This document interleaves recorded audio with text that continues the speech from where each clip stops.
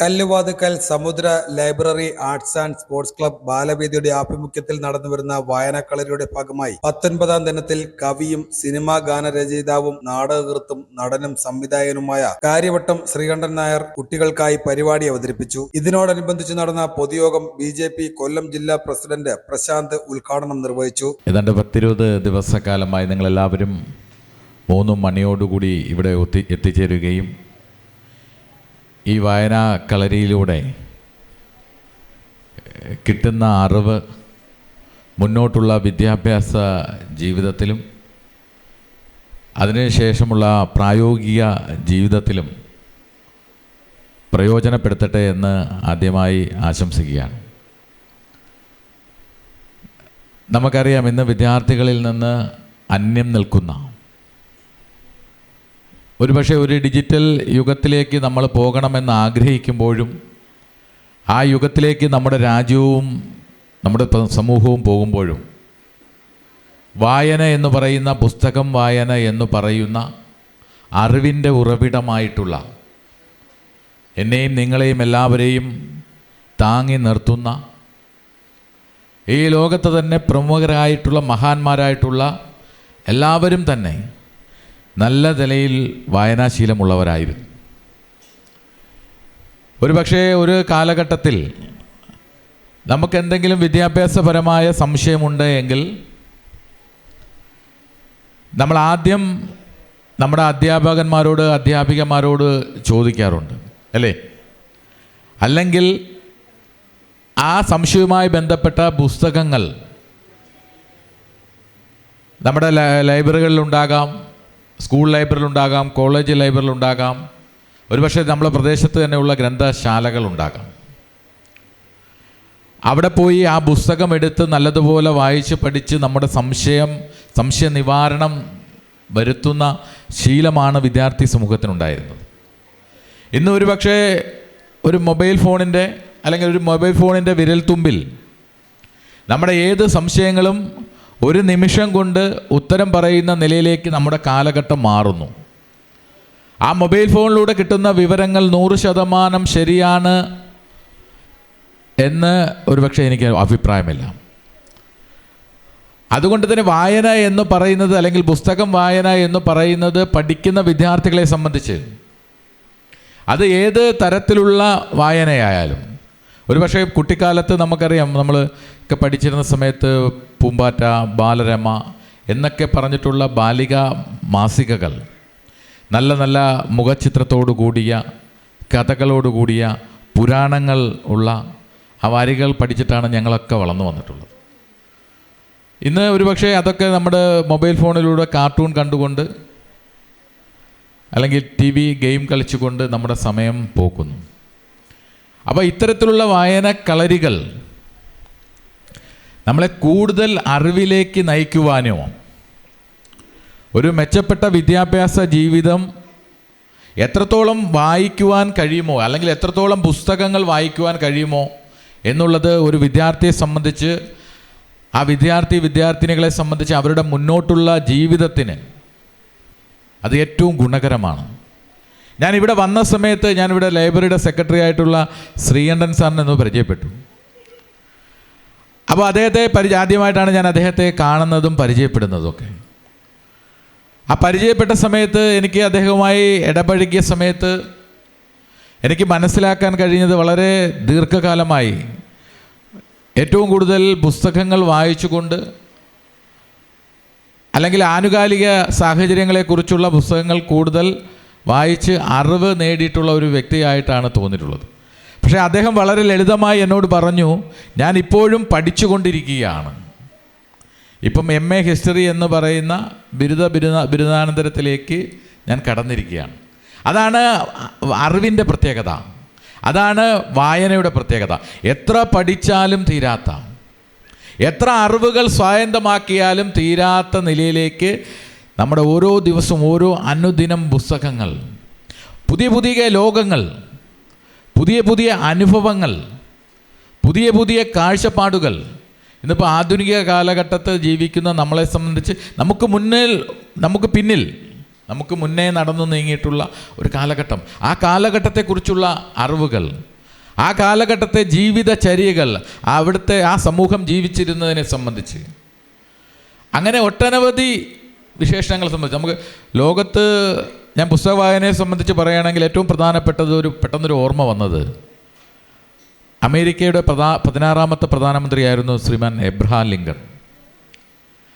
അപ്പോൾ അദ്ദേഹത്തിൻ്റെ വിദ്യാർത്ഥി കാലഘട്ടം എന്ന് പറയുന്നത് ദരിദ്രപരമായ ഒരു കുടുംബത്തിൽ, ഒരു ദരിദ്ര കുടുംബത്തിൽ ജീവിച്ചിരുന്ന ആളായിരുന്നു.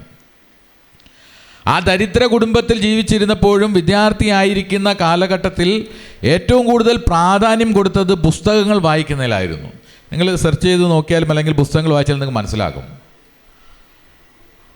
അങ്ങനെ അദ്ദേഹത്തിൻ്റെ ജീവിതത്തിൽ അനുഭവക്കുറിപ്പിൽ അദ്ദേഹം പറഞ്ഞിട്ടുള്ളത്, ആ പഠിച്ചുകൊണ്ടിരിക്കുന്ന സമയത്ത് അദ്ദേഹത്തിൻ്റെ വിദ്യാർത്ഥി ജീവിത കാലഘട്ടത്തിൽ ഒരു സുഹൃത്തുക്കൻ്റെ കയ്യിൽ നിന്നൊരു പുസ്തകം കടം വാങ്ങി. പക്ഷേ ആ പുസ്തകം എങ്ങനെയോ നഷ്ടപ്പെട്ടു പോയി, തിരികെ കൊടുക്കാൻ കഴിയുന്നില്ല. ആ പുസ്തകം തിരികെ കൊടുക്കുന്നതിന് വേണ്ടി ജോലി ചെയ്യേണ്ടി വന്നു. വിദ്യാർത്ഥി കാലഘട്ടത്തിൽ പോയി ജോലി ചെയ്തു. അതിലൂടെ കിട്ടിയ പൈസ കൊണ്ട് ആ പുസ്തകത്തിൻ്റെ കടം വീട്ടിയ മഹാനായ അമേരിക്കൻ ഐക്യനാടുകളുടെ 16ാമത്തെ പ്രധാനമന്ത്രി എബ്രഹാം ലിങ്കൺ. അങ്ങനെ നമ്മൾ നോക്കുന്ന സമയത്ത് നമ്മൾ പ്രമുഖരായിട്ടുള്ള നമ്മുടെ APJ അബ്ദുൽ കലാം, നമ്മുടെ മുൻ രാഷ്ട്രപതി, നമ്മുടെ കുഞ്ഞുണ്ണി മാഷിൻ്റെ ഒരു പ്രസക്തമായ വാചകം ഇതായിരുന്നു, വായിച്ചാൽ വിളയുമെന്നാണ്. നമ്മൾ വായനയെക്കുറിച്ചൊക്കെ പറയുന്ന സമയത്ത്, പുസ്തകത്തെക്കുറിച്ച് പറയുന്ന സമയത്ത് ഏറ്റവും പ്രസക്തമായിട്ടുള്ളൊരു വാചകമാണ് കുഞ്ഞുണ്ണി മാഷിൻ്റെ, വായിച്ചാൽ വിളയും, വായിച്ചില്ലെങ്കിൽ വളയും. അപ്പോൾ അങ്ങനെ ഒരു വളരെ പ്രസക്തമായ, പിന്നെ അങ്ങോട്ട് പോകുന്ന സമയത്ത് നമ്മൾ വായനാ ദിനം എന്നുള്ള നിലയിൽ നമ്മൾ ജൂൺ 19 എന്ന ദിവസത്തെ തന്നെ നമ്മൾ തിരഞ്ഞെടുത്തു. ജൂൺ 19 എന്ന സമയത്ത് നമുക്കറിയാം, PN പണിക്കർ എന്ന് പറയുന്ന മഹാൻ കേരളത്തിൽ ഒരുപക്ഷെ ഗ്രന്ഥശാലകളുടെ ഇന്നത്തെ രൂപീകരണത്തിന്, ഒരുപക്ഷെ വായനയും പുസ്തകവും ഒരു പൊതുസമൂഹത്തിൻ്റെ മുന്നിൽ ഏറ്റവും കൂടുതൽ പരിചയപ്പെടുത്തുന്നതിന് വേണ്ടിയിട്ട് നടത്തിയിട്ടുള്ളൊരു പരിശ്രമം നടത്തിയിട്ടുള്ള ആളാണ് PN പണിക്കർ. അദ്ദേഹത്തിൻ്റെ ചരമദിനമാണ് ജൂൺ 19. അന്നാണ് നമ്മൾ വായനാ ദിനമായി ആചരിക്കുന്നത്. നമ്മളെ സംബന്ധിച്ച് ഈ വിദ്യാർത്ഥികളായിരിക്കുന്ന ഈ കാലഘട്ടം, ഇപ്പോൾ ഏതാണ്ട് ഒരു 4 വയസ്സ് മുതൽ 10-16 വയസ്സ് വരെയുള്ള വിദ്യാർത്ഥികൾ എൻ്റെ മുന്നിലുണ്ട്. നമ്മുടെ ജീവിതത്തിൻ്റെ ഏറ്റവും വസന്തകാലം, ഏറ്റവും സുവർണ കാലഘട്ടം എന്ന് പറയുന്ന വിദ്യാർത്ഥി ജീവിതത്തിലൂടെയാണ് നിങ്ങളെല്ലാവരും കടന്നു പോകുന്നത്. അപ്പം നിങ്ങളെ സംബന്ധിച്ച്, ഈ പ്രായത്തിലെ കുട്ടികളെ സംബന്ധിച്ച് ഏറ്റവും ചെയ്യേണ്ട ഒറ്റ കാര്യം പഠിക്കുക എന്നുള്ളതാണ്. പഠിക്കുന്നതിന് ഏറ്റവും അനിവാര്യമാണ് വായിക്കുക എന്നുള്ളത്. ഈ പഠിക്കുന്ന സമയത്ത് നമ്മൾ ചിന്തിക്കേണ്ട ഒരു പ്രധാനപ്പെട്ട കാര്യം, നിങ്ങളെ ഈ പഠിക്കാൻ വേണ്ടി അല്ലെങ്കിൽ പഠിപ്പിക്കാൻ വേണ്ടി നമ്മുടെ അച്ഛനമ്മമാർ അനുഭവിക്കുന്ന കഷ്ടപ്പാടും യാതനകളും. ഇപ്പം എൻ്റെ മകന് നല്ല പുസ്തകം വാങ്ങണം, എൻ്റെ മകന് നല്ല ഉടുപ്പ് വാങ്ങണം, സ്കൂൾ തുറക്കുന്ന സമയത്ത് കുട വേണം, ബാഗ് വേണം എന്നൊക്കെ പറഞ്ഞ് നമ്മൾ വാശി പിടിക്കുന്ന കുട്ടികളാണ് നമ്മളെല്ലാവരും, അല്ലേ? ആ വാശി പിടിക്കുന്ന സമയത്ത് മുണ്ട് മുറുക്കി ഉടുത്തുകൊണ്ട് നമ്മുടെ അച്ഛനും അമ്മയും ഒരു ജീവിതത്തിൻ്റെ എക്കാലവും തൻ്റെ മക്കൾക്ക് വേണ്ടി പരിശ്രമിച്ചുകൊണ്ട് ആ മക്കൾക്ക് വേണ്ടി അധ്വാനിച്ച് ജീവിക്കുന്ന നമ്മുടെ അച്ഛനമ്മമാർ, ആ അച്ഛനമ്മമാരുടെ പ്രവർത്തനം കണ്ടുകൊണ്ട് അവർ ചെയ്യുന്ന ത്യാഗത്തിൻ്റെയും സഹനതയുടെയും ഫലമാണ് നമ്മുടെ വിദ്യാർത്ഥി കാലഘട്ടം. അവർ നമ്മളെ കാര്യമായി ഒന്നും ശ്രദ്ധിച്ചില്ലെങ്കിൽ, അമ്മയും അച്ഛനെ സംബന്ധിച്ച് അവരുടെ മക്കളുടെ ഏറ്റവും വലിയ സ്വപ്നമാണ്, മക്കളെന്ന് പറയുന്ന മക്കളുടെ സ്വപ്നം, അല്ലെങ്കിൽ അവരെ സംബന്ധിച്ച് അമ്മമാരും അച്ഛന്മാരും ആഗ്രഹിക്കുന്നത് എൻ്റെ മകനും മകളും നല്ല വിദ്യാഭ്യാസം നേടി നല്ല ഉന്നതമായ ജോലി നേടണം എന്നുള്ളതാണ് എല്ലാ അച്ഛനമ്മമാരും ആഗ്രഹിക്കുന്നത്. ആ ആഗ്രഹിക്കുന്ന അച്ഛനമ്മമാരുടെ സ്വപ്നത്തിന് സാക്ഷാത്കാരം, അവരെ ആഗ്രഹിക്കുന്ന നിലയിൽ നമ്മുടെ ജീവിത നിലവാരം ഉയർത്തണമെങ്കിൽ നിങ്ങൾ എല്ലാവരും ആ നിലയിലുള്ള ഒരു പഠനം നടത്തി, 1ാമതും 2ാമതും ഒക്കെ ആയി ആ സ്കൂളിലെ നിങ്ങൾ പഠിക്കുന്ന ക്ലാസ്സിലെ ഏറ്റവും മികച്ച വിദ്യാർത്ഥിനികളായി നിങ്ങൾ മാറണം എന്നുള്ളതാണ് ഈ വായനാ കളരിയിലൂടെ സൂചിപ്പിക്കാനുള്ളത്. മുന്നോട്ടുള്ള ജീവിതത്തിൽ എല്ലാ വിദ്യാർത്ഥിനികൾക്കും എല്ലാവിധത്തിലുള്ള ഭാവുകങ്ങളും അർപ്പിച്ചുകൊണ്ട് ഈ വായനാ കളരിയുടെ ഇന്നത്തെ സെക്ഷൻ ഔപചാരികമായി ഉദ്ഘാടനം ചെയ്ത് അറിയിച്ചുകൊണ്ട് ഞാൻ എൻ്റെ വാക്കുകൾ നിർത്തുന്നു. നന്ദി, നമസ്കാരം. സമുദ്ര library arts and sports club president Ruval Singh M അധ്യക്ഷത വഹിച്ചു. ഈ പരിപാടി ആരംഭിച്ചിട്ടാണ്ട് 22 ദിവസം പിന്നിടുകയാണ്. 22 ദിവസം കൊണ്ട് ഒട്ടനവധി അറിവുകൾ പകർന്നു നൽകുവാൻ ഈ ബാലവേദിയുടെ സംഘാടകർക്ക് കഴിഞ്ഞിട്ടുണ്ട്. നമ്മൾ അവസാനത്തെ ദിവസം എന്ന് പറയുന്നത് 21-ാം തീയതിയാണ് സമാപനം സമ്മേളനം വെച്ചിരിക്കുന്നത്. 21-ാം തീയതി നിങ്ങൾക്ക് കൈനിറയെ സമ്മാനങ്ങൾ തരുവാനാണ് ഈ ലൈബ്രറിയുടെ ഭാരവാഹികൾ തീരുമാനിച്ചിരിക്കുന്നത്. അതോടൊപ്പം ഒരു കാര്യം കൂടി സൂചിപ്പിക്കുകയാണ്. നിങ്ങൾ പഠിക്കുന്ന സ്കൂളിൻ്റെ തൊട്ടടുത്ത് ട്യൂഷന് പോകാനുള്ള സംവിധാനം നിങ്ങൾ ട്യൂഷന് പോയിക്കൊണ്ടിരിക്കുന്ന കുട്ടികളാണെങ്കിൽ 10 കുട്ടികളെ സൗജന്യമായിട്ട് സമുദ്ര ലൈബ്രറിയുടെ നേതൃത്വത്തിൽ പഠിപ്പിക്കാൻ വേണ്ടി തീരുമാനിച്ചിരിക്കുകയാണ്. അത് നിങ്ങൾക്ക് താല്പര്യമുള്ള കുട്ടികൾ ഇവിടെ അശ്വതിയായി ബന്ധപ്പെട്ട് അറിയിക്കുക. അതിൽ നിന്നും ഞറക്കിട്ട് ആ 10 കുട്ടികളെ തിരഞ്ഞെടുത്തിട്ട് ആ സെൻറ്ററിലേക്ക് ഞങ്ങൾ തന്നെയാണ് നേരിട്ട് പൈസ അടയ്ക്കുന്നത്. അങ്ങനെ താല്പര്യമുള്ള കുട്ടികൾ 10 കുട്ടികൾ തിരഞ്ഞെടുത്ത് നിങ്ങളുടെ മികച്ച വിദ്യാഭ്യാസം നൽകുന്നതിന് വേണ്ടിയാണ് ആ ഒരു പരിപാടി ഞങ്ങൾ തുടക്കം കുറിക്കാൻ പോകുന്നത്. അതിനുവേണ്ടി നിങ്ങൾ അശ്വതിയായി ബന്ധപ്പെട്ടിട്ട് നിങ്ങളുടെ താല്പര്യമുള്ള കുട്ടികൾ നിങ്ങളുടെ പേര് വിവരങ്ങൾ അശ്വതിയുടെ കൈ കൊടുക്കുക. കൂടുതലായി ഞാനൊന്നും പറയുന്നില്ല. അതോടൊപ്പം തന്നെ ഇന്ന് നമുക്ക് ഉദ്ഘാടകനായി ഇവിടെ എത്തിച്ചേർന്നിരിക്കുന്നത് എൻ്റെ പ്രിയ സുഹൃത്താണ്. ഞങ്ങളൊരു 10-25 വർഷമായി ഞങ്ങൾ അടുത്ത ബന്ധമുള്ള ഒരു സുഹൃത്താണ്. അദ്ദേഹം ഇന്ന് വലിയ ഒരു സംഘടനയുടെ നേർനിരയിലെത്തുവാനും അതോടൊപ്പം ആ സംഘടനയ്ക്കും കരുത്താകുവാനും കഴിഞ്ഞുകൊണ്ട് ഒട്ടനവധി പ്രവർത്തനങ്ങൾ കാഴ്ചവെച്ചുകൊണ്ട് പോവുകയാണ്. അദ്ദേഹത്തിൻ്റെ സ്വദേശം ചാത്തന്നൂരാണ്. നിങ്ങൾക്കെല്ലാം എല്ലാവർക്കും അറിയാൻ കഴിയുന്ന ഒരു വ്യക്തിത്വമാണ്. കുട്ടികളെ ഇടയിൽ ഈ പരിപാടിക്ക് ഉദ്ഘാടനത്തിന് ക്ഷണിച്ചപ്പോൾ തന്നെ വരാമെന്ന് പറയുകയും മറ്റു പരിപാടികളെല്ലാം മാറ്റിവെച്ച് നമ്മുടെ കുട്ടികൾ എത്തുന്നതിന് മുമ്പ് തന്നെ ഉദ്ഘാടക പ്രാസംഗികൻ ഇവിടെ എത്തുകയും ബാലവേദിയുടെ പ്രവർത്തക ആലിയ സ്വാഗതം ആശംസിച്ചു. ആദരണീയനായ യോഗാധ്യക്ഷൻ, വേദിയിലും സദസ്സിലുമുള്ള ബഹുമാന്യരെ, വായനക്കളരിയിൽ പങ്കെടുക്കാനെത്തിയിരിക്കുന്ന ബാലവേദിയിലെ എൻ്റെ പ്രിയപ്പെട്ട കൂട്ടുകാരെ, സമുദ്രതീരത്തിലെ പ്രിയപ്പെട്ട അച്ഛനമ്മമാരെ, രക്ഷകർത്താക്കളെ, സുഹൃത്തുക്കളെ, സമുദ്ര ലൈബ്രറി ആർട്സ് ആൻഡ് സ്പോർട്സ് ക്ലബിൻ്റെ ആഭിമുഖ്യത്തിൽ നടന്നുവരുന്ന വായനക്കളരിയുടെ മഹത്തായ 18-ാം ദിവസത്തെ പരിപാടികളാണ് ഇന്നിവിടെ ആരംഭിക്കുന്നത്. ഈ യോഗത്തിൽ പങ്കെടുക്കുന്നവർക്ക് സ്വാഗതം ആശംസിക്കുക എന്ന എൻ്റെ ചുമതലയിലേക്ക് ഞാൻ കടക്കട്ടെ. ആദ്യമായി സ്വാഗതം ആശംസിക്കാനുള്ളത് അധ്യക്ഷൻ, സമുദ്ര ലൈബ്രറിയുടെ പ്രസിഡൻറ്റും സമുദ്രതീരം വയോജന കേന്ദ്രത്തിൻ്റെ ചെയർമാനുമായ ശ്രീ റുവൽ സിംഗ് സാറിനാണ്. അദ്ദേഹത്തെ ആദരപൂർവ്വം ഈ വേദിയിലേക്ക് സ്വാഗതം ചെയ്യുന്നു. ഇന്നത്തെ പരിപാടിയുടെ ഉദ്ഘാടനത്തിനായി എത്തിയിരിക്കുന്നത് BJP കൊല്ലം ജില്ലാ പ്രസിഡന്റ് ശ്രീ പ്രശാന്ത് അവർകളാണ്. അദ്ദേഹത്തിനെ ഈ വേദിയിലേക്ക് സ്വാഗതം ചെയ്യുന്നു. അടുത്തതായി ഇന്നത്തെ പ്രോഗ്രാം അവതരിപ്പിക്കുന്നത് അജി മൈലക്കാട് സാറാണ്. അദ്ദേഹം വരുമെന്ന് പ്രതീക്ഷിക്കുന്നു. അദ്ദേഹത്തിനും സമുദ്ര ലൈബ്രറിയുടെ പേരിലും ബാലവേദിയുടെ പേരിലും സ്വാഗതം ചെയ്തുകൊള്ളുന്നു. അടുത്തതായി അതിഥിയായി എത്തിയിരിക്കേണ്ടത് ശ്രീ കാര്യവട്ടം ശ്രീകണ്ഠൻ നായർ അവർകളാണ്. കവി, സിനിമാ ഗാനരചയിതാവ്, നാടകകൃത്ത്, നടൻ, സംവിധായകൻ എന്നീ നിലകളിൽ പ്രശസ്തനായ അദ്ദേഹത്തെയും ഈ വേദിയിലേക്ക് സ്വാഗതം ചെയ്യുന്നു.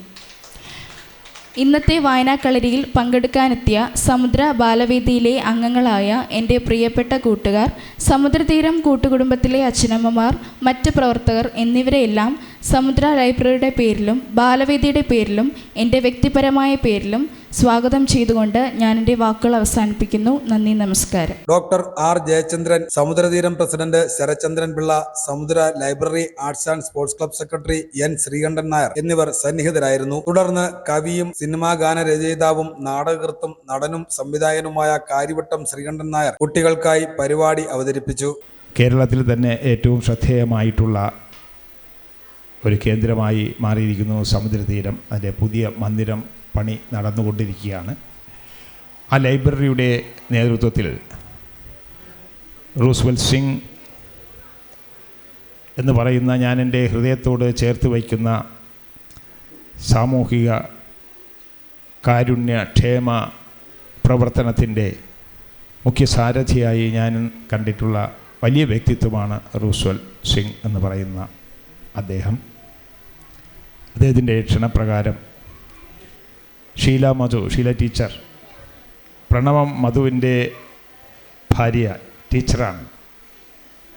സംഗീതവുമായി ശബരിയായി നടക്കുന്ന ഒരു ദേഹമാണ് ഷീല മധു എന്ന് പറയുന്നത്.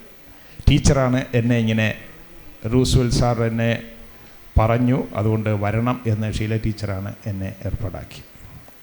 ഈ വേദിയിലിരിക്കുന്ന ബഹുമാന്യനായ പാരിപ്പള്ളി ശ്രീകണ്ഠൻ നായർ എൻ്റെ അതേ പേരാണ്, പക്ഷേ പാരിപ്പള്ളിയും കാര്യവട്ടവും തുടങ്ങി കുറച്ചകലമേ ഉള്ളൂ എന്നുള്ളതാണ്. മാനസികമായി ഞങ്ങൾ അകലത്തിലല്ല. അദ്ദേഹം സാംസ്കാരിക രംഗത്തും സാഹിത്യരംഗത്തുമൊക്കെ വളരെ ഊർജ്ജസ്വലനായി പ്രവർത്തിക്കുന്ന ഒരു ദേഹമാണ്. അദ്ദേഹത്തിൻ്റെ അടുത്തിരിക്കുന്നത് ബേബി കൃഷ്ണൻ, എൻ്റെ പ്രിയ സുഹൃത്താണ്. സഹയാത്രിക എന്ന് പറയുന്ന ഒരു സാംസ്കാരിക സമിതിയുടെ സാരഥിയാണ്, കവിയാണ്, സംഘാടകനാണ്, സഹൃദയനാണ്. എൻ്റെ മുന്നിലിരിക്കുന്ന കുട്ടികളെ, എന്നോട് എനിക്കൊരു സംശയമുണ്ട്. നിങ്ങളെ നാടകത്തെ സംബന്ധിച്ച് ക്ലാസ് എടുക്കണമെന്നാണ് എന്നോട് പറഞ്ഞത്. പക്ഷേ നാടകം മാത്രമാകുമ്പോൾ നിങ്ങൾക്ക് കുറച്ചുകൂടെ കൗതുകം കുട്ടികളുടെ കവിതയും അതിൽ നിന്ന് കിട്ടുന്ന ഗുണപാഠങ്ങളും ഒക്കെയാണ്. അപ്പോൾ അതുകൊണ്ട് നാടകത്തെക്കുറിച്ച് ഏതാനും വാക്കുകൾ പറഞ്ഞ് ഞാനതിലേക്ക് കടക്കാം. അപ്പോൾ നിങ്ങൾക്ക് രണ്ടും പ്രയോജനകരമാകുന്നു. അപ്പോൾ ഷീല ടീച്ചർ എന്നോട് പറഞ്ഞു, നാടകത്തെക്കുറിച്ച് മാത്രം സംസാരിക്കേണ്ട, കുട്ടികൾക്ക് വേണ്ടി കവിതയും കാര്യങ്ങളുമൊക്കെ പറഞ്ഞ് അവരെ ഒന്ന് ഉല്ലസിപ്പിക്കണം എന്നാണ് പറഞ്ഞത്. മോളെ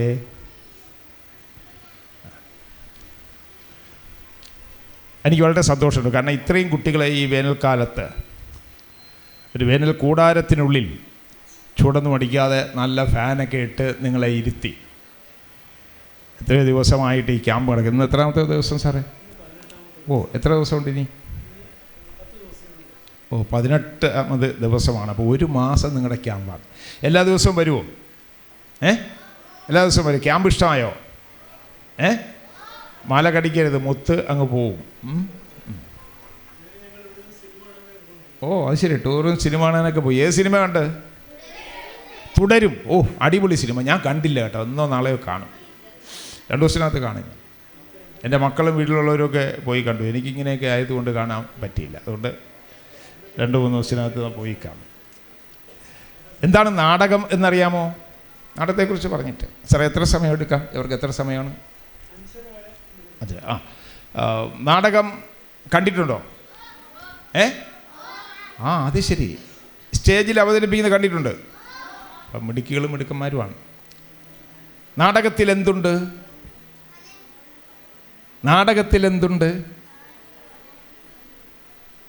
പറ മോനെ. നാട്ടിനകമുണ്ട്. ഞാൻ പറയാൻ വന്ന ഉത്തരം മോൻ പറയും. മോൻ്റെ പേരെന്താ? അഭിദേവ് മിടുക്കനാണ്. നാടകം എന്ന് പറഞ്ഞാൽ നാട്ടിനകമുണ്ട് നാടകത്തിൽ. അതാണ് ഞാൻ ആദ്യം പറയാൻ വന്ന വാചകം. അപ്പോൾ അഭിദേവ് തന്നെ അത് പറഞ്ഞു. ഇതാരാണ് പറഞ്ഞതെന്നറിയാമോ? നാടകം എന്നാൽ നാട്ടിനകമാണെന്ന്. ഇനി ആരെങ്കിലും ചോദിക്കണത് അത് പറയണം കേട്ടോ. ആരാണ് പറഞ്ഞതെന്നറിയോ? കണിയാപുരൻ രാമചന്ദ്രൻ എന്ന് പറയുന്ന ഒരാളെ, എഴുത്തുകാരനെ കേട്ടിട്ടുണ്ടോ? നിങ്ങൾ കേൾക്കാൻ സാധ്യതയില്ല. അദ്ദേഹം മരിച്ചുപോയി. ധാരാളം നാടകങ്ങൾ എഴുതുകയും സംവിധാനം ചെയ്യുകയും സിനിമയ്ക്ക് പാട്ടുകൾ എഴുതുകയും കേരളത്തിലെ ഏറ്റവും വലിയ പ്രസംഗകനായി നന്നായി സംസാരിക്കുന്ന ഒരു വ്യക്തിത്വമാണ് കണിയാപുരൻ രാമചന്ദ്രൻ. അദ്ദേഹം MLA ആയിരുന്നു, നമ്മുടെ ജനപ്രതിനിധിയായിരുന്നു. മനസ്സിലല്ലേ? അദ്ദേഹം മരിച്ചുപോയി. അദ്ദേഹമാണ് എൻ്റെ അടുത്ത സുഹൃത്തുമായിരുന്നു കേട്ടോ, എൻ്റെ അടുത്ത സുഹൃത്തായി. അദ്ദേഹമാണ് നാടകം എന്നാൽ അർത്ഥം നാട്ടിനകമാണ് എന്ന് പറഞ്ഞു. അതുമാത്രമല്ല, നമ്മൾ നാടകം എന്ന് പറയുന്ന വാക്ക് ഇംഗ്ലീഷിൽ എന്തോ പറയും? നാടകത്തിന് ഇംഗ്ലീഷിൽ എന്തോ പറയും വാക്ക്? ഡ്രാമ എന്ന് പറയും അല്ലേ? ഇവിടെ ഇരിക്കുന്നവർക്ക് ഡ്രാമ, DRAMA, ഡ്രാമ. ഈ പദം, ഈ വാക്ക്, വേഡ് അല്ലേ? ഈ വേഡ് ഡ്രാമ എന്ന വാക്ക് എവിടെ നിന്നാണ് ഉണ്ടായതെന്നറിയാമോ? ഈ വാക്ക് എവിടെ നിന്നാണ് ഉണ്ടായത്?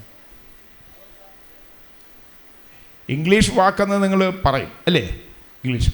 ഡ്രമറ്റോസ് എന്ന ഗ്രീക്ക് പദത്തിൽ നിന്നാണ് ഡ്രാമ എന്ന വാക്കുണ്ടായത്. എന്താണ് ഡ്രമറ്റോസ്? DRAMATOS. ഡ്രമറ്റോസ് എന്ന ഗ്രീക്ക് പദത്തിൽ നിന്നാണ് ഡ്രാമ എന്ന വാക്കുണ്ടായത്. മനസ്സിലല്ലേ? ഡ്രമറ്റോസ്. ഡ്രമറ്റോസ് എന്ന് പറഞ്ഞാൽ അർത്ഥം ഗൗരവമുള്ള പ്രവൃത്തി എന്നാണ്. എന്താണ് ഗൗരവമുള്ള പ്രവൃത്തി? Serious act. എന്താണ് സീരിയസ് ആക്ട്? സീരിയസ് ആക്ട് എന്നാണ് അർത്ഥം. സീരിയസ് എന്ന് പറഞ്ഞാൽ ഗൗരവമുള്ള. രോഗം സീരിയസ് ആയി എന്ന് പറഞ്ഞാൽ രോഗം ഗൗരവത്തിലാണിപ്പോൾ, ഗൗരവമുള്ളതായി മാറിയിരിക്കുന്നു, വലിയ രോഗമായി മാറിയിരിക്കുന്നു. അപ്പോൾ ഡ്രാമ എന്ന് പറഞ്ഞാൽ നാടകം എന്നാണ് അർത്ഥം. അത് ഗ്രീക്ക് പദമായ ഡ്രമറ്റോസിൽ നിന്നാണ് ഉണ്ടായിട്ടുള്ളത്. അതിൻ്റെ അർത്ഥം ഗൗരവമുള്ള പ്രവൃത്തി, സീരിയസ് ആക്ട് എന്നാണ് അർത്ഥം. ഗൗരവമുള്ള പ്രവൃത്തി എന്നാണ്, സീരിയസ് ആക്ട് എന്നാണ് അർത്ഥം.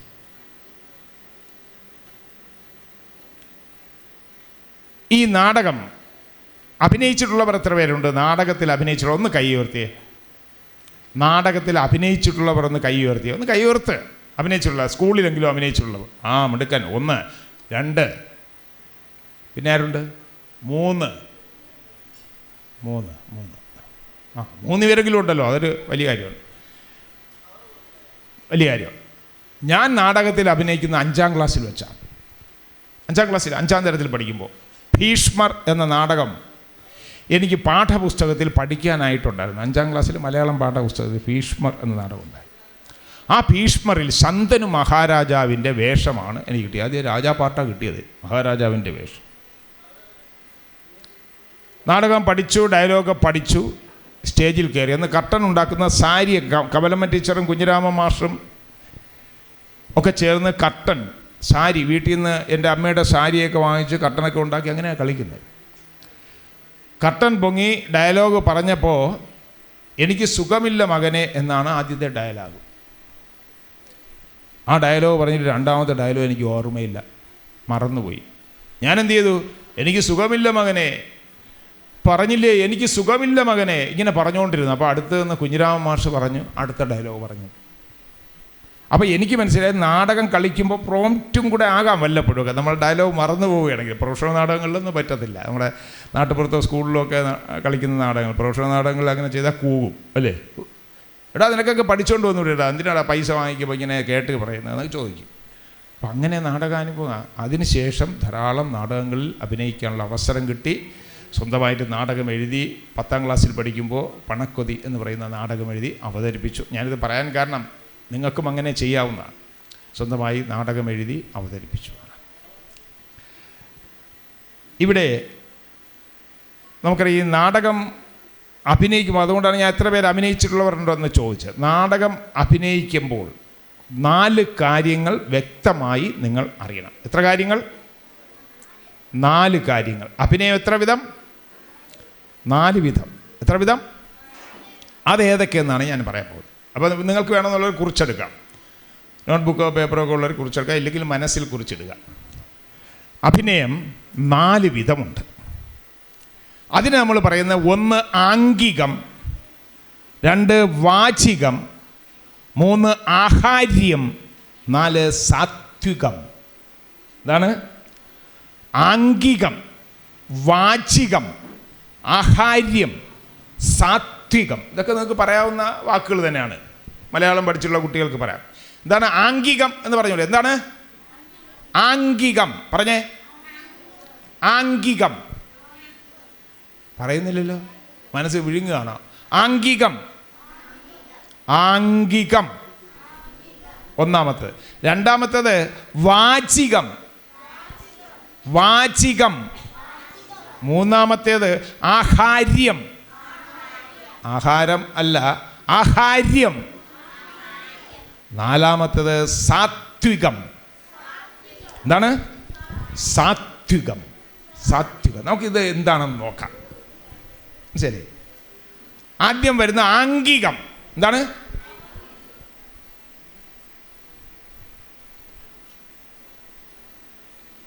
ഇതാണ് ആംഗികം. ശരീര അംഗങ്ങൾ കൊണ്ട് അല്ലേ നമ്മൾ എന്ത് ചെയ്യുന്നു? അഭിനയിക്കുന്നു. അപ്പം ഞാനിങ്ങനെ വിളിച്ചാൽ മോൻ അഭിദേവ് വന്നു, ഞാൻ പോകാൻ പറഞ്ഞാൽ പോയി. ഒരാളെ ഞാൻ ഇങ്ങനെ ആക്കിയാൽ അയാൾ വെളിയിൽ പോകും അല്ലേ?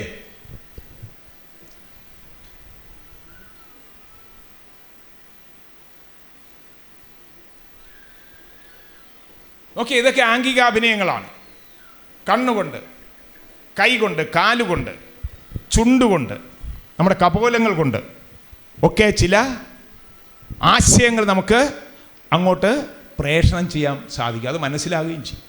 മോൻ വന്നില്ലേ, ഞാൻ വിളിച്ചോ വന്നില്ലേ? അപ്പോൾ അങ്ങനെ ചെയ്യുന്ന ചില ക്രിയകളുണ്ട്, പ്രവൃത്തികളുണ്ട് വേദിയിൽ. അതിനെയാണ് നമ്മളെന്ന് പറയുന്നത് ആംഗികാഭിനയം എന്ന് പറയുന്നത്. എന്താണ് ആംഗികാഭിനയം? അപ്പോൾ ഒന്നും പറയാതെ തന്നെ ഇങ്ങനെ പറഞ്ഞാൽ നിങ്ങൾക്ക് മനസ്സിലാവും ഞാൻ അടിക്കാനായിട്ട് പോവുകയാണ് അല്ലേ? ഞാൻ ഇങ്ങനെ അടിക്കാനായിട്ട് പോവുക, പക്ഷെ അടിച്ചില്ല. കാലെടുത്ത് ചവിട്ടാനായിട്ട് പോവുകയാണ്, ഞാൻ ചവിട്ടിയില്ല അല്ലേ?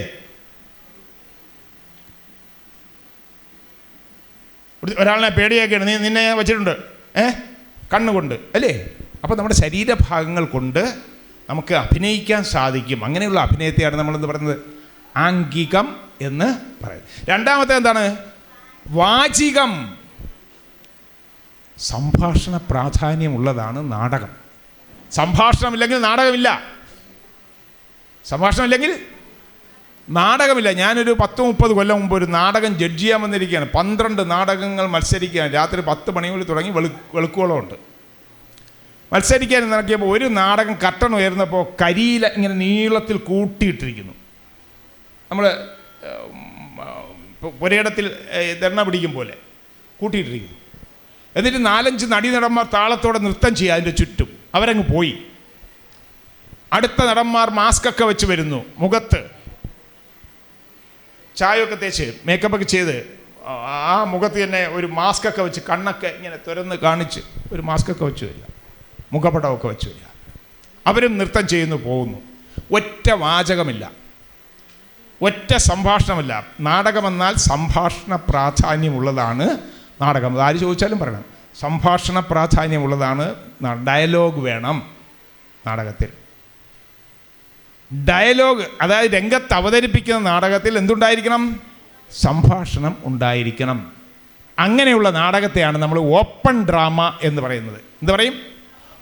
രംഗത്ത് അവതരിപ്പിക്കാവുന്ന നാടകത്തെയാണ് നമ്മൾ എന്ത് പറയുന്നത്? Open drama. എന്നാൽ അല്ലാത്ത ഒരു ഡ്രാമയുണ്ട്. എന്താണെന്നറിയോ? വായിക്കാൻ വേണ്ടി മാത്രം എഴുതി വെച്ച്. അതാണ് ഞാനിപ്പോൾ പറഞ്ഞ ഈ കരിയിലിട്ട് മൂടിയിരിക്കുന്നത്. വായിക്കാൻ മാത്രം ഉള്ള നാടകങ്ങളെ രംഗത്ത് അവതരിപ്പിക്കാൻ പറ്റത്തില്ല. അത് രംഗത്ത് അവതരിപ്പിച്ചാൽ പരാജയമായിരിക്കും. അങ്ങനെയുള്ള നാടകങ്ങളെ നമ്മൾ പറയുന്നത് ക്ലോസ്ഡ് ഡ്രാമ എന്നാണ്. എന്താണ് ക്ലോസ്ഡ് ഡ്രാമ? എന്താണ് ക്ലോസ്ഡ് ഡ്രാമ? അല്ലെ ക്ലോസറ്റ് ഡ്രാമ എന്ന് പറയും. ക്ലോസ്ഡ് ഡ്രാമ അല്ല, ക്ലോസറ്റ് ഡ്രാമ എന്ന് വേണമെങ്കിൽ നമുക്ക് ആക്ഷേപിച്ച് പറയാം. Closet drama, closed drama. അപ്പോൾ നാടകം 2 വിധമുണ്ട്, ഓപ്പൺ ഡ്രാമയും ക്ലോസ്ഡ് ഡ്രാമയും അല്ലേ? ഓപ്പൺ ഡ്രാമയാണ് രംഗത്ത് അവതരിപ്പിക്കുന്നത്, വേദികളിൽ അവതരിപ്പിക്കുന്നത്. നമുക്കൊരു ഇടം വേണമല്ലോ, ഒരു തറ വേണമല്ലോ അവതരിപ്പിക്കുക. അവിടെ അവതരിപ്പിക്കുന്നത് എന്താണ്? ഓപ്പൺ ഡ്രാമയാണ്. അപ്പോൾ സംഭാഷണ പ്രാധാന്യമുള്ളതാണ് നാടകം. നാടകത്തിനൊരു തറ വേണം അല്ലേ? തറയുണ്ടെങ്കിൽ അവതരിപ്പിക്കാൻ പറ്റും. ഈ ഉയർന്ന തറ തന്നെ വേണമെന്നില്ല, പക്ഷേ ഉയർന്ന തറയുണ്ടെങ്കിൽ കുറച്ചുകൂടെ ശ്രദ്ധിക്കും. ഒരു പടമെടുത്ത് താഴെ വയ്ക്കുന്നതിനേക്കാൾ ഒരു പടമെടുത്ത് ഒരു കസേരയെ വയ്ക്കുകയോ അല്ലെങ്കിൽ ഉയർന്ന തലത്തിൽ വയ്ക്കുകയോ ചെയ്യുമ്പോൾ കൂടുതൽ ശ്രദ്ധിക്കുമോ? അതുകൊണ്ടാണ് വീട്ടിൽ നമ്മൾ ഉയർന്ന സ്ഥലത്ത് ആണിയടിച്ച് പടങ്ങളൊക്കെ തൂക്കുന്നത്. അല്ലെങ്കിൽ പിന്നെ തറയിൽ വെച്ചിരുന്നാൽ പോരെ.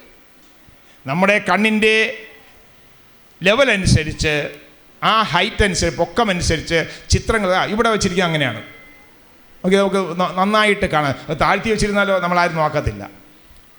ഉയർത്തി വെച്ചുകൊണ്ടാണ് നമ്മളിങ്ങനെ നമ്മുടെ കണ്ണിൻ്റെ ലെവലിൽ നിൽക്കുന്നത്. അതൊരു സൈക്കോളജിയാണ്, മനഃശാസ്ത്രമാണ്, ഒരു ശാസ്ത്രീയ വശമാണത്. അപ്പോൾ ഒരു തറയുണ്ടായിരിക്കണം. അത് പൊക്കമുള്ളതാകാം, ഇല്ലാത്തതുമാകാം. മാവിൻ്റെ ചുവട്ടിലും പ്ലാവിൻ്റെ ചുവട്ടിലുമൊക്കെ നാടകം കളിച്ചിട്ടുണ്ട്. ഞാൻ എൻ്റെ നാടകം പറങ്കി മാവിൻ്റെ ചുവട്ടിൽ കളിച്ചിട്ടുണ്ട്. പറങ്കി മാവിൻ്റെ ചുവട്ടിൽ, മനസ്സിലായില്ലേ? കാര്യവട്ടം യൂണിവേഴ്സിറ്റി ക്യാമ്പസിലുള്ള യൂണിവേഴ്സിറ്റി അസോസിയേഷൻ്റെ വാർഷികത്തിന് അവരെല്ലാം കൂടെ പങ്കെടുപ്പിച്ചുകൊണ്ട് സ്റ്റേജില്ലാതെ ഞാൻ പറങ്കി മാവിൻ്റെ ചുവട്ടിൽ നാടകം കളിക്കാം. ഒരു തറ വേണമെന്നേ ഉള്ളൂ. അപ്പോൾ നോക്കിയ വാചികം എന്ന് പറഞ്ഞാൽ സംഭാഷണം ഉള്ളത്. നാടകം സംഭാഷണ പ്രാധാന്യമുള്ളതാണ്. നാടകത്തിന് സംഭാഷണം ഉണ്ടായിരിക്കണം. ഇപ്പം ഞാനൊരു സംഭാഷണം പറയാം. നീ എന്നോടിത് ചെയ്യരുതായിരുന്നു. ഒരു സംഭാഷണം എന്താണ് നാടകത്തിൽ? നീ എന്നോടിത് ചെയ്യരുതായിരുന്നു. അഭിദേവ് വന്നേ, ആ ഡയലോഗ് എന്ന് പറഞ്ഞാൽ നീ എന്നോടിത് ചെയ്യരുതായിരുന്നു. നീ എന്നോടിത് ചെയ്യരുതായിരുന്നു. മോള് വന്നേ,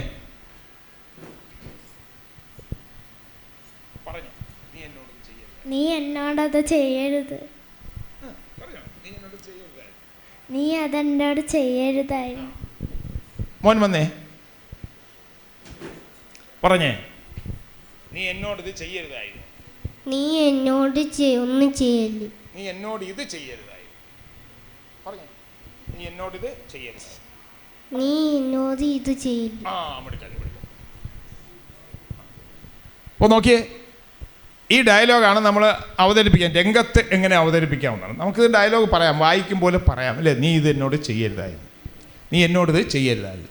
ഞാനത് പറയാൻ നോക്കുക, എത്ര വിധത്തിൽ ആ സംഭാഷണം പറയാൻ നോക്കുക, എത്ര വിധത്തിൽ. നീ എന്നോടിത് ചെയ്യരുതായിരുന്നു. എങ്ങനെ? നീ എന്നോടിത് ചെയ്യരുതായിരുന്നു. എങ്ങനെയാണ് അത് പറയുന്നത്? ആ സന്ദർഭമനുസരിച്ച് നമ്മൾ സംഭാഷണങ്ങൾ ഉരുവിടാൻ പഠിക്കണം. സന്ദർഭമനുസരിച്ച്, കോണ്ടക്സ്റ്റ് എന്ന് പറയുന്ന നാടകത്തിൽ സന്ദർഭമനുസരിച്ച് നീ എന്നോടിത് ചെയ്യരുതായിരുന്നു. ഇനി ഞാൻ വേറെ രീതിയിൽ പറയാം, നീ എന്നോടിത് ചെയ്യരുതായിരുന്നു. നീ എന്നോടിത് ചെയ്യരുതായിരുന്നു. നീ എന്നോടിത് ചെയ്യരുതായിരുന്നു. എന്നോടാണ് നീ ചെയ്ത് വലിയ അപരാധമായത്. എന്നോട് നിന്നെ സഹായിച്ച എത്ര കാലം, നിൻ്റെ ആപത്തിലും സുഖത്തിലും ഒക്കെ പങ്കുചേർന്നിരുന്ന എന്നോട് നീ എങ്ങനെ ഈ ക്രൂരത കാണിച്ചു? നീ എന്നോടിത് ചെയ്യരുതായിരുന്നു. അപ്പോൾ എനിക്കാണ് അവിടെ പ്രാധാന്യം, അവനല്ല. ഇനി അതിനെ മാറ്റി പറയാം, നീ എന്നോട് ഇത് ചെയ്യരുതായിരുന്നു. നീ എന്നോട് ഇത് ചെയ്യരുതായിരുന്നു. ആ എന്ത് പ്രവൃത്തിയാണോ ചെയ്ത്, നീ എൻ്റെ പള്ളയ്ക്ക് കത്തി കയറ്റി, നീ എൻ്റെ മകനെ അടിച്ചോടിച്ചു, എൻ്റെ ഭാര്യയെ നീ അവഹേളിച്ചു, നീ എന്നോട് ഇത് ചെയ്യരുതായിരുന്നു. അല്ലേ? ആ ചെയ്തത് എന്താണോ അതിന് പ്രാധാന്യം കൊടുക്കുന്നതാണ് ഇത്. നീ എന്നോട് ഇത് ചെയ്യരുതായി. ഇനി അങ്ങനെ അല്ലാതെയും പറയാം, വേറൊരു വിധത്തിൽ പറയാം, നീ എന്നോടിത് ചെയ്യരുതായിരുന്നു. നീ എന്നോടിത് ചെയ്യരുതായിരുന്നു. ആ ചെയ്ത അപരാധം അതാണ് അവിടെ വരുന്നത്. മനസ്സിലായി? അപ്പോൾ നോക്കിയ ഒരു വാചകത്തെ സന്ദർഭോചിതമായിട്ട് വേദിയിൽ എങ്ങനെയാണ് മോഡുലേഷൻസ്, ആരോഹണ അവരോഹണം, വിന്യാസം, എങ്ങനെ ഒരു വാചകം നമുക്ക് പറയാൻ സാധിക്കുന്നു, ഒരു സംഭാഷണം ഉരുവിടാൻ സാധിക്കും എന്നുള്ള തെളിവാണ് ഞാൻ ചെറുതായിട്ട് ഉള്ള ഒരു വാചകം നിങ്ങളെ പഠിപ്പിച്ച്. അപ്പം അങ്ങനെ നാടകത്തിൽ അഭിനയിക്കുമ്പോൾ ആരോട് എന്ത് എത്രമാത്രം പ്രാധാന്യത്തോടെ ഉയർത്തിയും താഴ്ത്തിയുമാണ് ഞാൻ പറയേണ്ടത് വാക്കുകൾ എന്ന് പഠിച്ചാൽ മാത്രമേ അത് യഥാർത്ഥ സംഭാഷണം ആകത്തുള്ളൂ. മനസ്സിലല്ലേ? അല്ലെങ്കിൽ നമ്മളെന്ത് ചെയ്യും? നീ എന്നോടിത് ചെയ്യരുതായിരുന്നു, നീ എന്നോടിത് ചെയ്യരുതായിരുന്നു എന്ന് മാത്രം പറഞ്ഞു പോകാനേ പറ്റത്തുള്ളൂ. വായിക്കും പോലെ ഇരിക്കും നമ്മൾ, അല്ലേ? അപ്പോൾ അവിടെ താഴ്ചയുണ്ട്, ഉയർച്ചയുണ്ട്, അതിന് ഒരു വിന്യാസമുണ്ട്. അതാണ് വാചികം. മനസ്സിലായല്ലോ? വാചകം എങ്ങനെയാണ് പറയുന്നത്? വാചികം ഏത് ഡയലോഗും നമുക്ക് അങ്ങനെ പറയാം. നാടകത്തിൽ ഉപയോഗിക്കുന്ന ഈ രംഗപടം, മറ്റ് ഫർണിച്ചർ, പ്രോപ്പർട്ടീസ്, നാം ഇടുന്ന വേഷം, ഉപയോഗിക്കുന്ന ഉപകരണങ്ങൾ, ഒരു റേഡിയോ ആയിരുന്നാലും, ഒരു മൊബൈലായിരുന്നാലും, പിസ്റ്റളായിരുന്നാലും, കെയിനായിരുന്നാലും, എസ് ഐ ഉപയോഗിക്കുന്ന വടി കെയിനായിരുന്നാലും, ലാത്തി ആയിരുന്നാലും, എല്ലാം ഈ ആഹാര്യത്തിൽ ഒരു ആളിൻ്റെ വേഷത്തിന് ഇണങ്ങുന്ന സാധനങ്ങളെല്ലാം, ആ പരിസ്ഥിതിക്ക് ഇണങ്ങുന്ന സാധനങ്ങളെല്ലാമാണ് ആഹാര്യത്തിൽ വരുന്നത്. പ്രധാനമായിട്ടും മേക്കപ്പും വേഷവുമാണ് നമ്മൾ ഉദ്ദേശിക്കുന്നത്. നാലാമത്തേതാണ് സാത്വികം. മോനെ മോനെ മോനെ സംസാരിക്കരുതേ. സാത്വികം നാലാമത്തെ എന്താണ്? സാത്വികാഭിനയം. അതാണ് അഭിനയത്തിൻ്റെ ഏറ്റവും മികവുറ്റ ഒരു ശ്രേണി എന്ന് പറയുന്നത്. ഒരു ഉയർന്ന തലം. എന്തൊരു അഭിനയത്തിൻ്റെ ഉയർന്ന തലത്തെയാണ് നമ്മൾ എന്ത് പറയുന്നത്? സാത്വികം എന്ന് പറയുന്നത്. ഇപ്പം തന്നെ നിങ്ങൾ ഭയപ്പെടുമ്പോൾ എന്താണ്?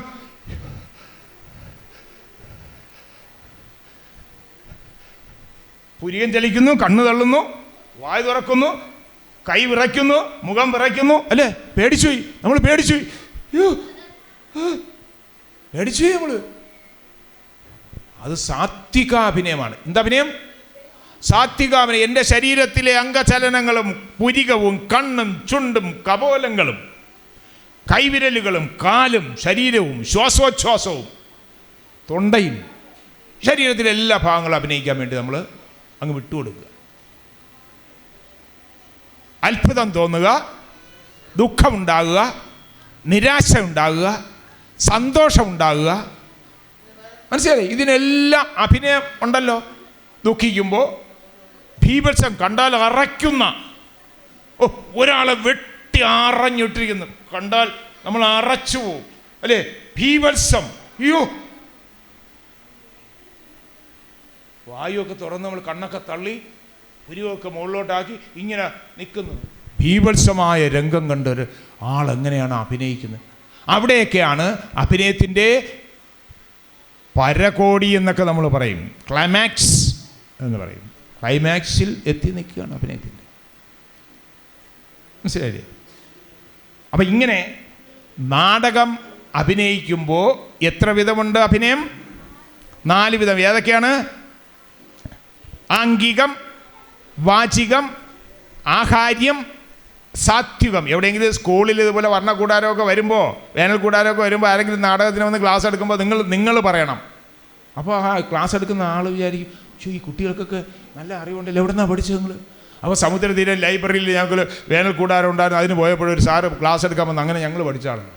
ആംഗികം, വാചികം, ആഹാര്യം, സാത്വികം. ആംഗികം, വാചികം, ആഹാര്യം, സാത്വികം. ഒന്നുകൂടെ പറഞ്ഞേ. ആംഗികം, ആഹാര്യം, ആംഗികം, വാചികം. രണ്ടാമത്തെ വാചികം അല്ലേ? വാചികം, ആഹാര്യം, സാത്വികം. ഒന്നുകൂടെ സാധിക്കും. സ്വന്തമായി തന്നെ നാടകം സംവിധാനം ചെയ്യാം. സ്വന്തമായി തന്നെ നിങ്ങൾക്ക് സ്റ്റേജ് ഒരുക്കാം, രംഗപ്പടം ഒരുക്കാം. സ്വന്തമായിട്ട് തന്നെ നിങ്ങൾക്ക് മേക്കപ്പ് ഉപയോഗിക്കാം. മ്യൂസിക് ഉപയോഗിക്കാൻ കഴിവുള്ളവർക്കാണെങ്കിൽ അതും ചെയ്യാം. മനസ്സിലേ? കൂട്ടുകാരെ കൊണ്ട് മ്യൂസിക് വായിപ്പിക്കാം, ലൈറ്റ് ഉപയോഗിക്കാം. അപ്പോൾ ഇതിനൊക്കെ അറിവ് വേണം. ഈ രംഗവുമായി ബന്ധപ്പെട്ട ചില അറിവ് ശേഖരിക്കണം. ഒരാളിന് തന്നെ ഈ കാര്യങ്ങളെല്ലാം ചെയ്തു വയ്ക്കാം ഒരു നാടകത്തിന് വേണ്ടി. അതിനെയാണ് നമ്മൾ എന്ത് പറയുന്നത്? സംവിധായകൻ എന്ന് പറയുന്നത്. നാടകം എഴുതിയ ആളിൻ്റെ നാടകം എങ്ങനെ പരിശീലിപ്പിച്ച് രംഗത്ത് അവതരിപ്പിക്കാം എന്ന് തീരുമാനിക്കുന്നത് ആരാണ്? ഒരു സംവിധായകനാണ്. അതുകൊണ്ടാണ് ഞാൻ രചയിതാവിന് മുമ്പേ തന്നെ സംവിധായകൻ്റെ പേര് പറഞ്ഞത്. ഒരു നാടകം നന്നായി വൃത്തിയായി രംഗത്ത് വളരെ ഗൗരവകരമായി അവതരിപ്പിക്കണമെങ്കിൽ ആര് വേണം? ഒരു നേതാവ്, ഒരു ലീഡർ വേണം. അതുകൊണ്ട് സംവിധായകൻ്റെ കലയാണ് നാടകം. ആരുടെ കലയാണ് നാടകം? സംവിധായകൻ്റെ കല. സംവിധായകൻ എന്താ ചെയ്യുന്നത്? എങ്ങനെയാണ് ഓരോ കഥാപാത്രത്തെ അവതരിപ്പിക്കേണ്ടത്? അഗ്നിദേവ്, അഭിദേവ് അല്ലേ? അഭിദേവ് ഇവിടെ വരുമ്പോൾ അഭിദേവായിട്ട് നിന്നാൽ പോരാ. അഭിദേവ് ഏത് കഥാപാത്രത്തെയാണോ അവതരിപ്പിക്കുന്ന ആ കഥാപാത്രമായി മാറണം. മോഹൻലാലായിട്ട് നിന്നാലോ മമ്മൂട്ടിയായിട്ട് നിന്നാലോ നമ്മൾ മൈൻഡ് ചെയ്യത്തില്ല, നമ്മൾ കണ്ടിട്ടുണ്ട്. പക്ഷേ മോഹൻലാൽ മറ്റൊരു കഥാപാത്രമാകുമ്പോൾ ആണ് പറയുന്നത്, മോഹൻലാൽ ആ കഥാപാത്രത്തെ നന്നായിട്ട് അഭിനയിച്ച് വിജയിപ്പിച്ചു എന്ന് പറയും. കഥാപാത്രത്തെയാണ്, മോഹൻലാലിനെയല്ല. കഥാപാത്രത്തെ ഉൾക്കൊണ്ടുകൊണ്ട് നന്നായിട്ട് അഭിനയിച്ച് വിജയിപ്പിച്ചു എന്ന്. ആ അഭിനയിച്ച് വിജയിപ്പിക്കണമെങ്കിൽ പ്രധാന കണ്ണിയായി നിൽക്കേണ്ടത് ആ സിനിമ സംവിധാനം ചെയ്യുന്ന, അല്ലെങ്കിൽ നാടകത്തിലേക്ക് വന്ന നാടകം സംവിധാനം ചെയ്യുന്ന ആളായിരിക്കണം. അതുകൊണ്ടാണ് ഞാൻ പറഞ്ഞത് നാടകം എന്ന് പറയുന്നത് സംവിധായകൻ്റെ കലയാണ്. സംവിധായകനാണ് നടൻ എവിടെ നിൽക്കണമെന്നും എങ്ങനെയാണ് സംഭാഷണങ്ങൾ ഉരുവിടേണ്ടതെന്നും എങ്ങനെയാണ് ആംഗ്യവും ചലനങ്ങളും ഒക്കെ ഉണ്ടാക്കേണ്ടതെന്നും ഒക്കെ പറഞ്ഞു കൊടുത്ത് പ്രവർത്തിപ്പിക്കുന്നത് ആരാണ്? സംവിധായകൻ. അതുകൊണ്ടാണ് സംവിധായകൻ്റെ കലയാണ് നാടകം എന്നുള്ളത്. പിന്നെ രചന, നാടകം എഴുതണ്ടേ? നാടകമില്ലാതെ നാടകം അവതരിപ്പിക്കാൻ പറ്റുമോ? എഴുതാതെയും വേണമെങ്കിൽ അവതരിപ്പിക്കാം. ഒരു തീം തന്നിട്ട് ഇവിടെ വന്നിട്ട് 4 പേരെ വിളിച്ചിട്ട് നിങ്ങൾക്ക് ഇഷ്ടമുള്ള ഡയലോഗ് പറഞ്ഞോ എന്ന് പറഞ്ഞാൽ നല്ല കണക്റ്റീവായിട്ടുള്ള ബന്ധമുള്ള സംഭാഷണങ്ങൾ പറഞ്ഞ് നമുക്ക് നാടകമാക്കാം. അപ്പോൾ എന്തായിരുന്നാലും രചന ആവശ്യമാണ്. നാടകത്തിന് ഒരു രചയിതാവ് ഉണ്ടാകും, എഴുതുന്ന ഒരാൾ ഉണ്ടാകും നാടകത്തിന്, ഇല്ലേ? എഴുതുന്ന ഒരാൾ ഉണ്ടാകും, നാടകം എഴുതണം. ആ എഴുതിയ നാടകം ആണ് സംവിധായകൻ്റെ മികവോടെ കഥാപാത്രങ്ങളെ പരിശീലിപ്പിക്കണം. ആരെ പരിശീലിപ്പിക്കണം? നടന്മാരെയും നടിമാരെയും കഥാപാത്രങ്ങളാക്കി പരിശീലിപ്പിക്കണം. നടന്മാരെ അങ്ങനെ നിർത്തിയാൽ പോരാ, അവരെ എന്താക്കി മാറ്റണം? കഥാപാത്രങ്ങളാക്കി മാറ്റണം. അപ്പം ഞാനിങ്ങനെ നിൽക്കുകയാണ്, ഞാനൊരു സബ് ഇൻസ്പെക്ടർ വേഷം ചെയ്യുകയാണ്. ആരാടാ അവിടെ ഇരിക്കുന്നത്? എണിയടാ, എന്താടാ വൈകുന്നേരം ആകുമ്പോൾ കലിങ്ങിലായിരിക്കാവോ? പൊയ്ക്കോ.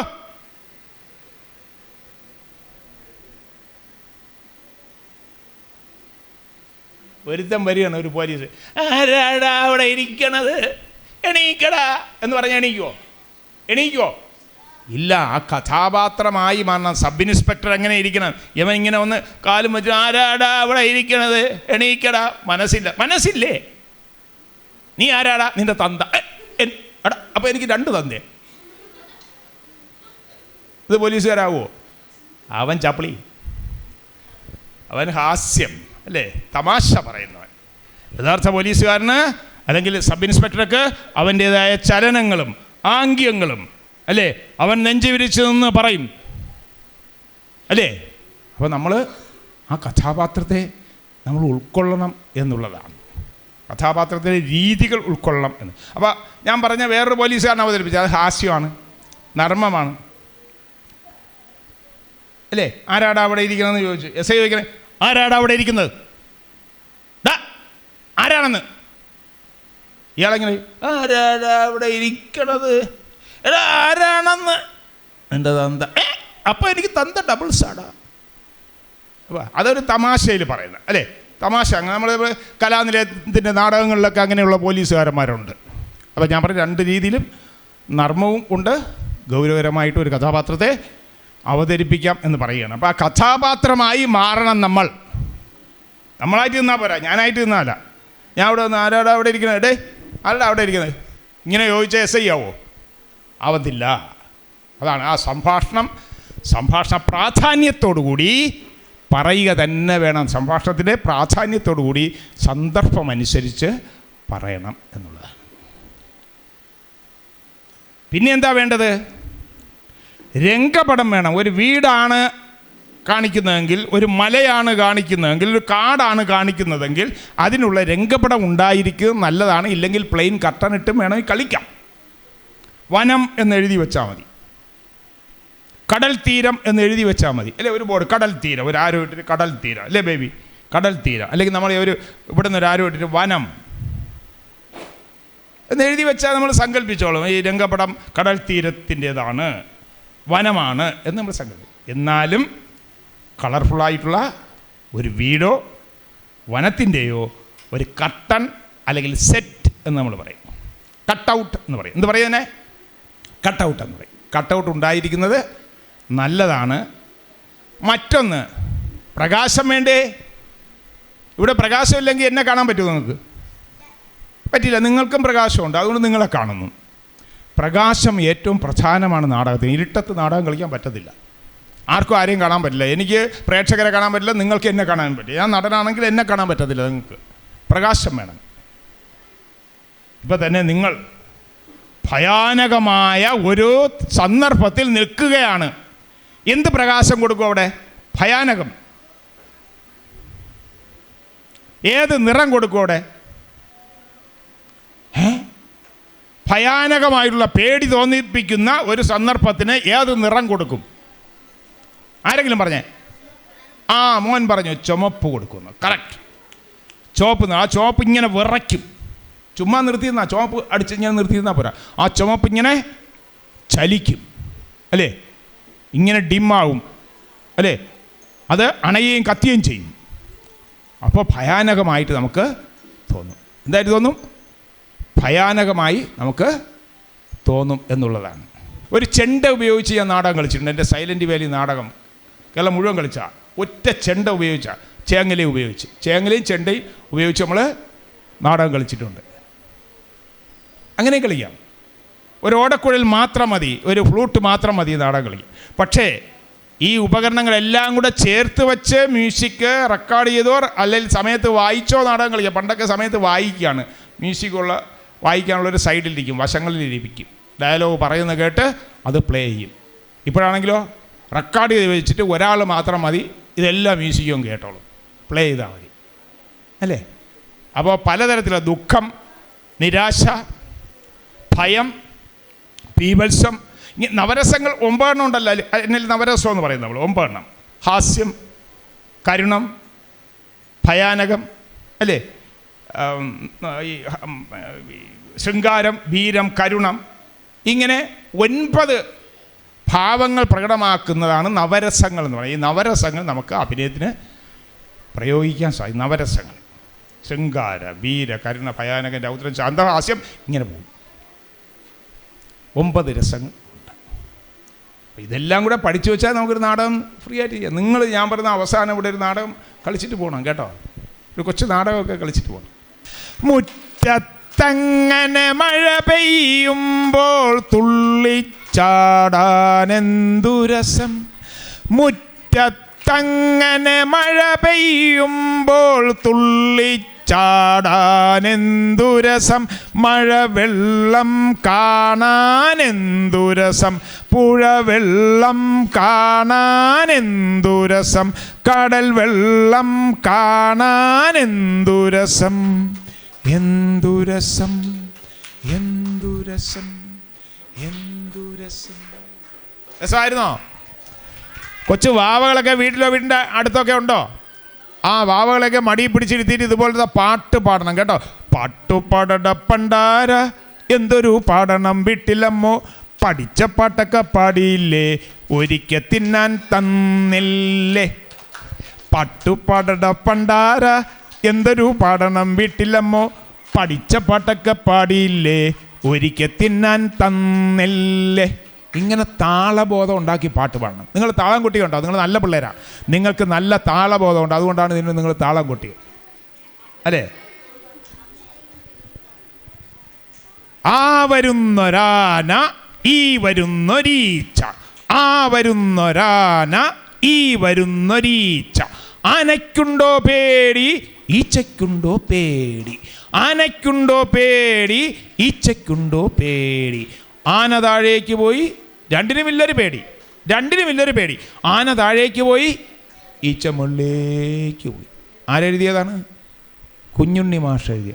ആ വരുന്നൊരാന ഈ വരുന്നൊരീച്ച, ആ വരുന്നൊരാന ഈ വരുന്നൊരീച്ച, ആനയ്ക്കുണ്ടോ പേടി ഈച്ചയ്ക്കുണ്ടോ പേടി, രണ്ടിനുമില്ലൊരു പേടി. ആന താഴേക്ക് പോയി, ഈച്ച മുകളിലേക്ക് പോയി. ആന രണ്ടും വരുന്നേ, ആന രണ്ടും വരുന്നേ. പാടാമോ? ആന രണ്ടും വരുന്നേ, ആന രണ്ടും വരുന്നേ,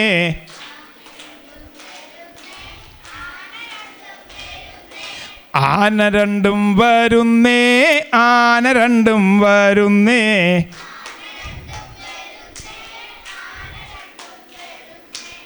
മലയൊത്ത മുതുകും കൊണ്ടാന രണ്ടും വരുന്നേ,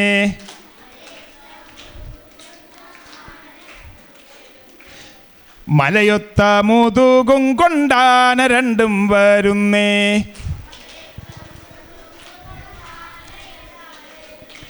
ആന രണ്ടും വരുന്നേ, ആന രണ്ടും വരുന്നേ,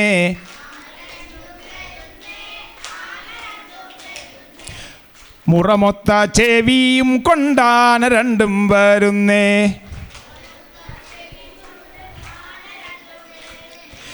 ആന രണ്ടും വരുന്നേ, ആന രണ്ടും വരുന്നേ.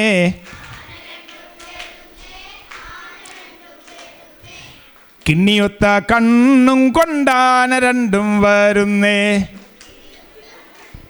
കിണ്ണി കിണ്ണി കിണ്ണി കിണ്ണിയൊത്ത കണ്ണും കൊണ്ടാന രണ്ടും വരുന്നേ.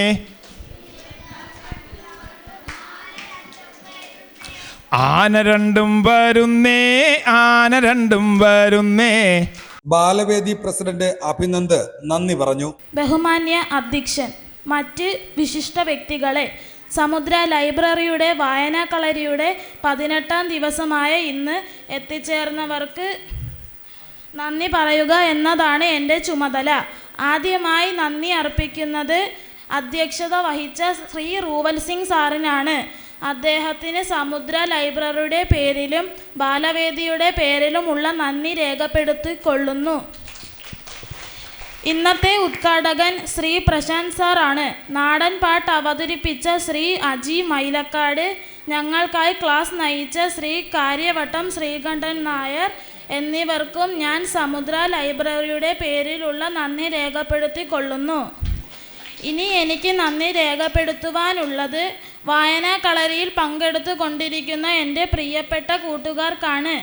അവർക്കു ഞാൻ ബാലവേദിയുടെയും ലൈബ്രറിയുടെയും പേരിലുമുള്ള നന്ദി രേഖപ്പെടുത്തിക്കൊള്ളുന്നു. സമുദ്രതീരത്തിലെ അച്ഛനമ്മമാർ, രക്ഷകർത്താക്കൾ, മറ്റ് എല്ലാവർക്കും എൻ്റെ നന്ദി രേഖപ്പെടുത്തിക്കൊള്ളുന്നു. നന്ദി, നമസ്കാരം.